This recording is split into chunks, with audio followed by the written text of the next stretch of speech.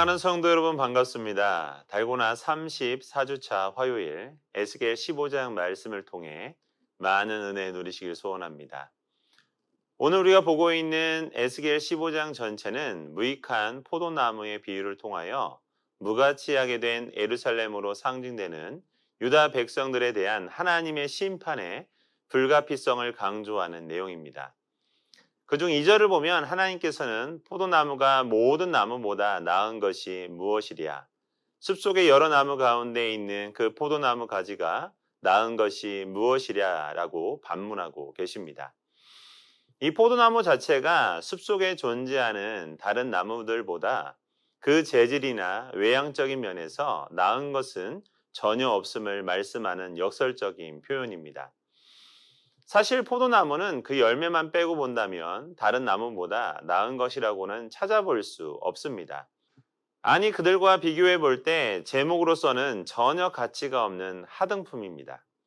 왜냐하면 포도나무의 특성상 건물을 짓는 목재나 다른 도구를 만드는 재료로 사용할 수 없을 뿐 아니라 물건을 고정시킬 나무 못조차 만들 수 없는 나무이기 때문입니다. 또한 외형이 심하게 비뚤어져 있을 뿐 아니라 그 꽃이 그다지 아름답거나 향기롭지도 않아 관상용으로도 적당하지 않습니다. 그렇다고 포도나무가 연료로 사용하기에 적당한 것도 아닙니다. 왜냐하면 포도나무는 잘 타지만 순식간에 타버리기 때문에 연료로 사용할 화목으로도 적당하지 않습니다. 이처럼 포도나무는 열매를 제외하고는 나무 그 자체로는 내세울 만한 것이 아무것도 없는 나무인 것이죠.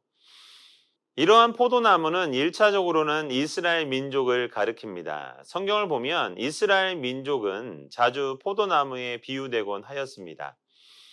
그것은 포도나무의 특성이 이스라엘과 관련된 메시지를 전달하는 데 적합하기 때문이죠. 생각해 보시기 바랍니다. 인간적인 관점에서 볼 때 그들은 다른 민족보다 나을 것이라고는 아무것도 없는 보잘것없는 소수 민족의 약소고기일 뿐이었습니다. 하나님께서는 이스라엘 자손들을 부르실 때를 보시길 바랍니다. 그들은 인구가 많은 것도 아니었고 다른 민족처럼 번듯하게 나라를 이루고 있었던 것도 아니었으며 문화적인 탁월함이나 전사의 기질이 다분하지도 못한 애굽에서도 종노릇 하던 소수 노예 민족에 지나지 않았습니다. 이러한 그들의 비천함은 그들이 애굽을 탈출하여 가나안 땅을 독립된 나라를 건설한 이유라고 해서 크게 달라지지 않았습니다. 이스라엘 민족이 세운 나라는 가장 번성하였을 때가 우리나라의 강원도와 경상북도를 합친 것보다도 작았습니다. 그리고 그러한 나라마저도 불과 한 세기도 지나기 전에 남북으로 나뉘고 말았죠. 그럼에도 하나님께서는 이러한 이스라엘을 택하여 당신의 선민으로 삼으셨고 그들을 이 세상에서 존귀한 민족으로 세워주셨던 것입니다. 또한 포도나무는 오늘날 영적 이스라엘이 된 우리 성도들을 예표합니다. 즉 하나님께서는 포도나무와 같은 보잘것없는 우리를 택하여 당신의 선민으로 삼으셨습니다. 이와 관련하여 사도 바울은 고린도 교인들을 향하여 고린도전서 1장 26절에서 이렇게 말씀합니다. 형제들아 너희를 부르심을 보라. 육체를 따라 지혜로운 자가 많지 아니하며 능한 자가 많지 아니하며 문벌 좋은 자가 많지 아니하도다. 사도 바울의 말대로 우리의 모습을 돌아본다면 우리는 참으로 보잘것없는 존재요. 세상적으로 무가치한 자들이라고 고백하지 않을 수 없습니다. 그런데도 하나님께서는 우리를 택하여 당신의 선민으로 삼으셨다는 사실은 결코 잊을 수 없는 큰 은혜라 아니할 수 없습니다.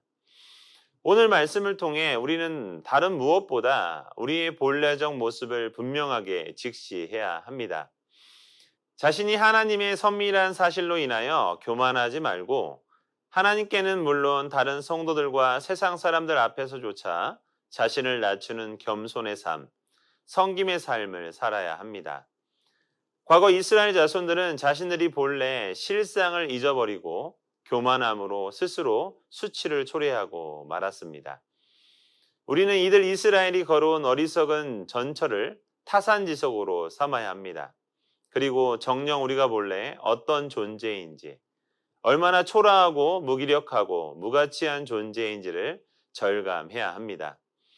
거기서부터 우리는 진정한 감사를 하며 하나님으로부터 놀라운 큰 은혜를 깨달아 하나님의 말씀과 성령께 순종하며 영광을 돌릴 것이기 때문입니다. 기도하겠습니다. 전능하신 하나님 아버지, 죄 가운데 죽을 수밖에 없는 우리들을 예수 그리스도를 통하여서 구원하여 주시고 하나님의 자녀 삼아 주시니 감사를 드립니다.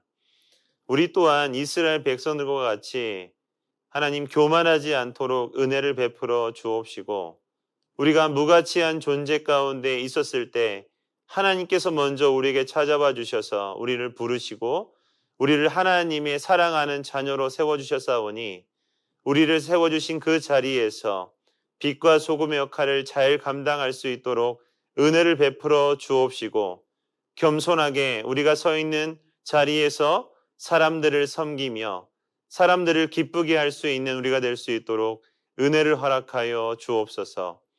하나님을 더 사랑하고 하나님의 말씀에 순종함으로 하나님이 주시는 놀라운 복도 누릴 수 있는 우리가 될 수 있도록 함께하여 주옵소서. 모든 것을 감사드리며 우리를 구원하여 주신 예수님의 이름으로 기도합니다. 아멘.